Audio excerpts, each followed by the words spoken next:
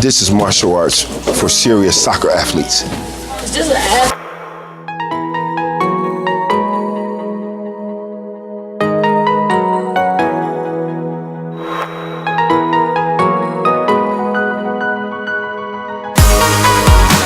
This gives them more skill and more speed and agility.